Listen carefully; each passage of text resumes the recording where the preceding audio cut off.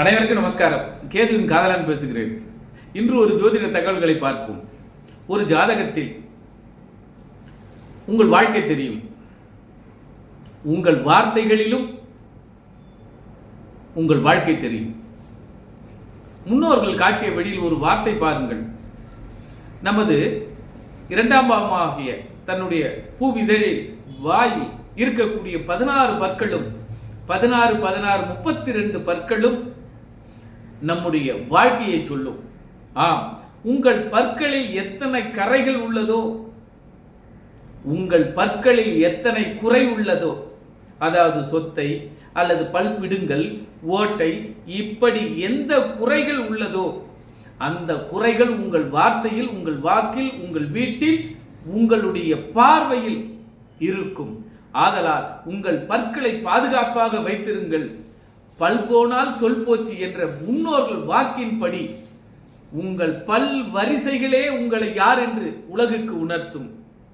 ஆக இனிமேலாவது பற்களில் கரைபடியாமல், பற்களில் குறை வராமல், பற்களில் சிறப்பாக வைத்திருங்கள். ஆம், இது ஒரு மூதறிஞருடைய வாக்கு மட்டுமல்ல, புராண கதைகளிலும் ஒரு வாக்கு. விக்ரமாதித்தனுடைய சிம்மாசனத்தில் 32 பதுமைகள் இருக்கும். 32 விதமான கதைகள் சொல்லும். ஒவ்வொரு பதுமையும் நம் பற்கள் போல ஒவ்வொரு பதுமைகளும் ஒவ்வொரு கதைகளை சொல்லும்.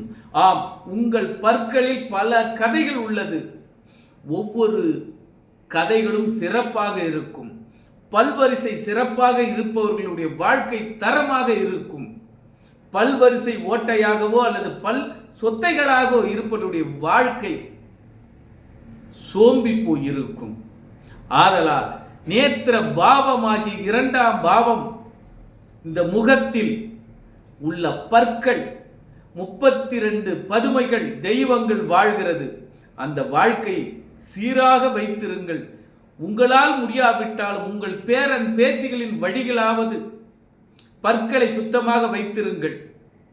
ஆம், அவர்கள் வாழ்க்கைக்கு சொல்லும் பல்லும் மிக முக்கியம்.